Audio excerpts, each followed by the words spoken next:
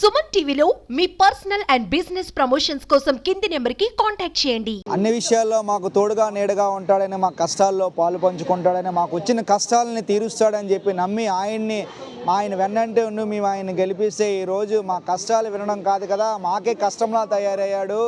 మా తినే తిండిని, మా నోటి దగ్గర ఉన్న కూడిని మొత్తం లాగేశాడు, మమ్మల్ని రోడ్డుకు లాగేశాడు.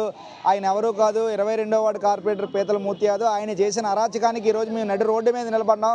మాకు దిక్కు దివానా లేదు, మేము ఎట్లా బతకాలంటూ కూడా కొంతమంది చిరు వ్యాపారులు, చిరు వర్తకులు అందరూ కూడా జీవీఎంసీ గాంధీ బొమ్మ విగ్రహం వద్ద ఆవేదన వ్యక్తం చేస్తున్నారు. అసలు ఏంటి వారికి వచ్చిన ఆవేదన, అసలు పీతల మూర్తి యాదవ్ ఏం చేశాడు వీళ్ళకి, వారి మాటలు అడుగు తెలుసుకునే ప్రయత్నం అయితే చేద్దాం. అమ్మా చెప్పండి, మీకు వచ్చిన కష్టం ఏంటి? అసలు పీతల మూర్తి యాదవ్కి వ్యతిరేకంగా మీరు ఎందుకు ఈరోజు నిరసన వ్యక్తం చేస్తున్నారు? మేమైతే గత 45 సంవత్సరాల నుంచి అదే ఏరియాలో వ్యాపారం చేసుకుంటున్నామండి. మాకు రెండో ఆప్షన్ అయితే లేదండి, ఆ వ్యాపారమే మాకు ఉండే ఇదండి. దానివల్ల మేము మా కుటుంబం అంతా బతకాలండి.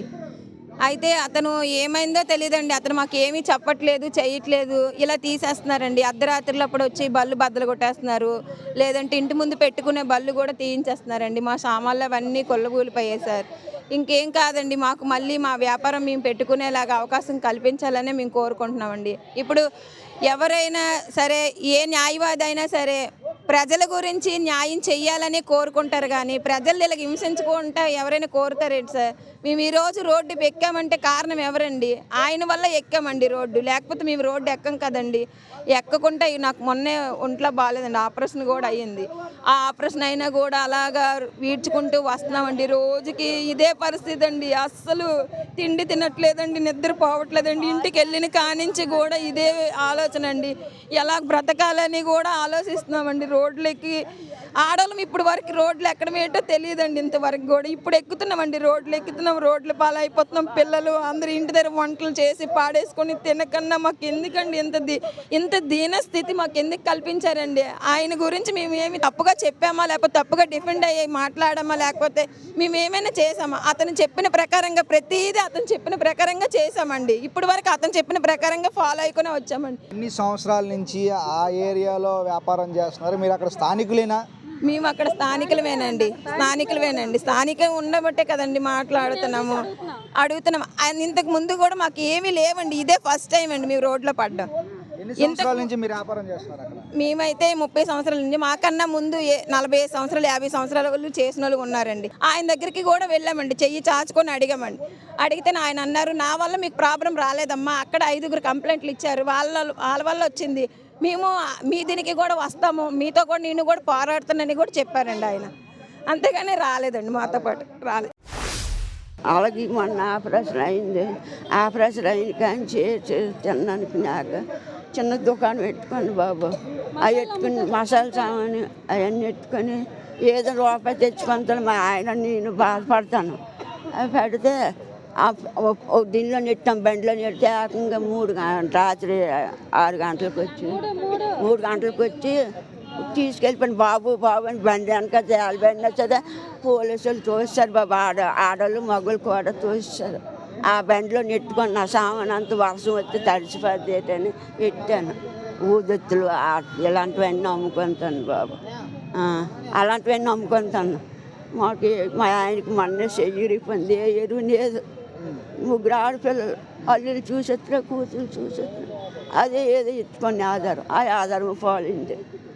ఓళ్ళని కొట్టిండు నా తలుపు. ఎన్ని సంవత్సరాల నుంచి మీరు అక్కడ వ్యాపారం చేస్తారు? నాన్న ఇప్పుడు వచ్చి ఎన్నాళ్ళు కాదు, ఇప్పుడు నాకు ఒంట్లో బాగుంటాను 2 సంవత్సరాల కంచి. ఒంట్లో బాగానే కంచి బాబు, తప్పు నేను అబద్ధం అన్న. అదే ఇప్పుడు ఈ విషయం మీద మీరు కార్పొరేటర్ దగ్గరికి వెళ్ళి, బాబు ఏంటి ఇలా జరుగుతుంది ఇలా అని అడిగారా?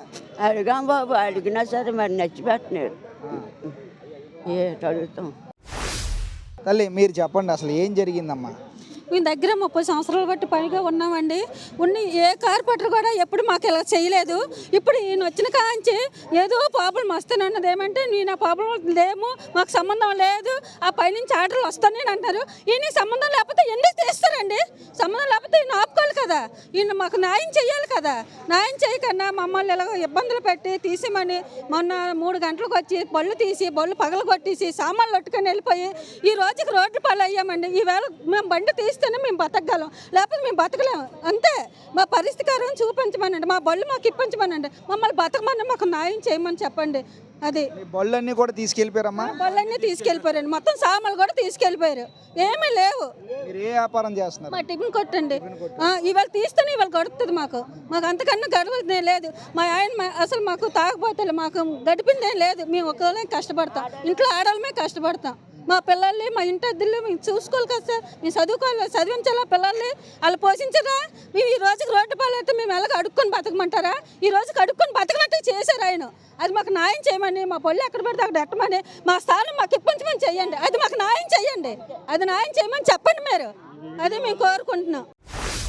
నా పేరు నిషా అండి. 22వ వార్డులోని కరాబర్త లైన్లో మాది నూడిల్స్ బండి అండి. అక్కడ మా పేరెంట్స్ దగ్గర నుంచి వ్యాపారం చేసుకుంటున్నారు. మేము పుట్టి పెరిగింది, మా చదువు పెళ్ళి అన్నీ అదే ఏరియా అండి. మా హస్బెండ్ నేను ఇద్దరు అక్కడ పని చేసుకుంటాం. ఏ పని చేస్తారు? నూడిల్స్ బండి మాది. అక్కడ బండి తీసేయమని సంవత్సరం నుంచి వాళ్ళు వేధిస్తూనే ఉన్నారు. ఎక్స్ట్రా 40 రూపీస్ ఆశలు కట్టమని మేము కట్టమని చెప్పామండి. ఎంత కట్టమంటున్నారు? 40 రూపీస్. ఎవరికి కట్టమంటున్నారు ఇది? మూర్తి గారికి. ఆయనకి ఎందుకు కట్టాలి? 20 రూపీస్ మేము జీవీఎంసీ కడతాం సార్, అది అఫీషియల్గా. ఎక్స్ట్రా 40 రూపీస్ కట్టమని అన్నారు, మేము కట్టమని చెప్పు. అక్కడ నుంచి సమస్య స్టార్ట్ అయిందండి మాకు. బళ్ళు తీసేయమని, ఆ బళ్ళు ఉండొద్దని, ఉండకూడదని అక్కడి నుంచి ప్రాబ్లం క్రియేట్ చేస్తూనే ఉన్నారు. అయితే మేము అందరూ వెళ్ళి ఆయన కాలు పట్టుకొని కూడా బ్రతిమాలారు రోడ్డు మీద. కుదరదంటే కుదరదన్నారండి. అప్పటి నుంచి మేము బళ్ళు తీయమని చెప్తున్నారు. మేము అంత పోరాటం చేస్తూ బళ్ళు పెట్టుకుంటూనే వచ్చామండి. మా మీద హైకోర్టులో కూడా పిటిషన్ వేసారని తెలిసింది. అంటే మాకు చదువు లేదు, అంత నాలెడ్జ్. మాకేంటంటే మేము వచ్చామో, వ్యాపారం చేసుకున్నామో, ఇంటికి వెళ్ళాము, పిల్లల్ని చూసుకున్నాం, అంతవరకే మా జీవితం అండి. ఆ సరుకులను బతికే సామాన్యమైన ఒక హౌస్ వైఫ్ లాంటి ఆడవాళ్ళు బయటకు వచ్చి 10 మంది మాట్లాడేది కూడా కాదు. అలాంటి మమ్మల్ని ఈరోజు నడి రోడ్డు మీద నించోబెట్టారండి. మా బండి తెల్లవారుజాము 3 గంటలకి మూలన పార్క్ చేసిన బండి తీసుకొచ్చి మొత్తం డిస్పోజ్ చేశారండి, ఒక్క సామాన్లు కూడా లేకుండా. ఈ రోజు నన్ను నడి రోడ్డు మీద నించోబెట్టారు. ఇక్కడ ఇంకో దగ్గర వ్యాపారం పెట్టుకోవాలి సార్, నాకంటూ ఆధారం ఏమీ లేదండి. రోడ్ల మీద పెద్ద పెద్ద టిఫిన్ షాపులు, పెద్ద పెద్ద రెస్టారెంట్లు, పెద్ద అన్నీ పెడుతున్నారు కదా, పెద్ద కంటైనర్లు పెడుతున్నారు కదండి. అంటే వాళ్ళకి పర్మిషన్ ఉంది, కానీ సామాన్య ప్రజలు రోడ్డు మీద బతకడానికి అధికారం లేదండి. పెద్ద రెస్టారెంట్ పెట్టి ఆ షాపుల ముందు, ఆ రెస్టారెంట్ ముందు బళ్ళు పార్కింగ్ అన్ని చేసి ట్రాఫిక్ చాలా ఇబ్బంది కలుగుతుంది. అప్పుడు లేని సమస్య మా వాళ్ళ సమస్య ఎందుకు వస్తుంది అంటే, బడాబాబులు మీకు ఎవరికంటే కనిపించలేదా? మా పేదవాడే న్యాయంగా వ్యాపారం చేసుకొని ఉదయం సాయంత్రం పెట్టుకొని నైట్కి తీసేసే వాళ్ళు మామే కంటే కనిపిస్తున్నామా? పెద్ద బాలలకు ఎందుకు కనిపించట్లేదు? పెద్ద రెస్టారెంట్లు మీకు ఎందుకు కనిపించట్లేదు? రోడ్ని ఆక్రమించుకొని కట్టి చేసే వాళ్ళు ఎందుకు కనిపించట్లేదు? రోడ్ని ఆక్రమించి చాలామంది రెస్టారెంట్లు పెట్టుకున్నారు, షాపులు పెట్టుకున్నారు, ఆ రోడ్ల మధ్యలోనే పార్కింగ్ చేస్తున్నారు. వాళ్ళు మీకు ఎందుకు కనిపించట్లేదు? మాలాంటి పేదవాళ్ళు మీకు ఎందుకు కనిపిస్తున్నారు? అంటే పేదవాడు అంత లోకువా? పేదవాడు మనిషి కాదా? పేదవాడు బతుకు మీద కొడతారండి. దయచేసి న్యాయం చేయండి. మాది పకోడీ షాప్ అండి. 30 సంవత్సరాలు మట్టించి ఉన్నామండి. 2 గంటలకు పెడతామండి, 9 గంటలకు తీసేస్తామండి. అయినా మరి ఏంటో తెలియదండి, మరి ఈగో ఏంటో అలాగే చేస్తున్నాడండి. అతను బళ్ళు తీసేయండి, పెట్టొద్దు, ఉండొద్దు అని అంటున్నారండి కార్పెంటర్ గారు, 22వ వార్డు. ఆయన మరి మా వల్ల ఏం సమస్య వస్తుందో తెలియదండి, అలాగే ప్రవర్తిస్తున్నాడండి.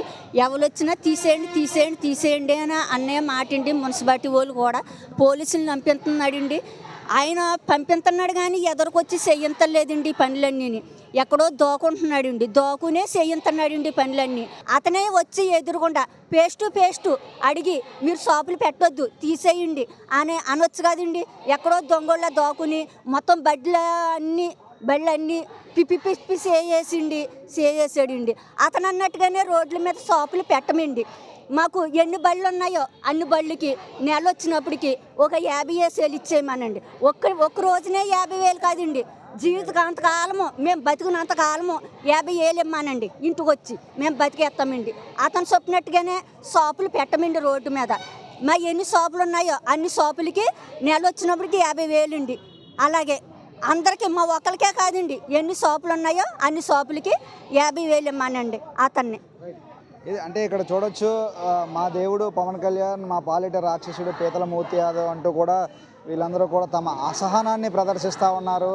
ఏదేమైనప్పటికీ వీరి యొక్క బాధ వర్ణాతీతం. ఎందుకంటే మమ్మల్ని కాపాడుతాడు, మా సమస్యలన్నీ వింటాడు, మా సమస్యల్ని పరిష్కరిస్తాడు అని చెప్పి మేము ఆయన ఎన్నుకున్నాము. ఈరోజు రెక్కాడితే కానీ డొక్కాన్ని బతుకులు పొట్టకూటు కోసం వేరే ఊర్ల నుంచి వచ్చి ఇక్కడ కొన్ని సంవత్సరాలుగా గత 30 నుంచి 50 సంవత్సరాలుగా మేము ఇదే చోట్లో ఉండి అదే 22వ వార్డులో ఉండి మేము వ్యాపారాలు చేసుకుంటున్నాము, మా కుటుంబాన్ని పోషించుకుంటున్నాము, మా పొట్ట నింపుకుంటున్నాము.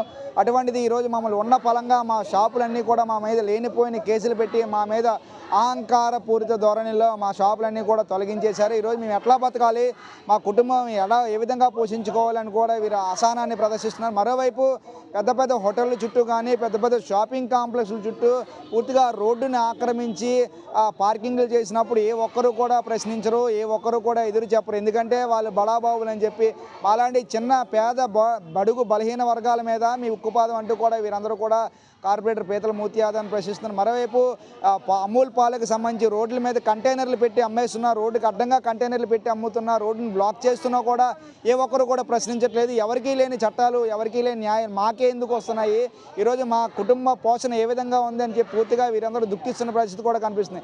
ఏదేమైనప్పటికీ కూడా పేదవారిపైన ఉక్కుపాదం మోపడం ఎంతవరకు సమంజసం అంటూ కూడా అందరితో పాటు మనం కూడా ప్రశ్నిద్దాం. చూస్తూనే ఉండండి సుమన్ టీవీ. కెమెరా పర్సన్ సత్యప్రసాద్తో చందు, విశాఖపట్నం.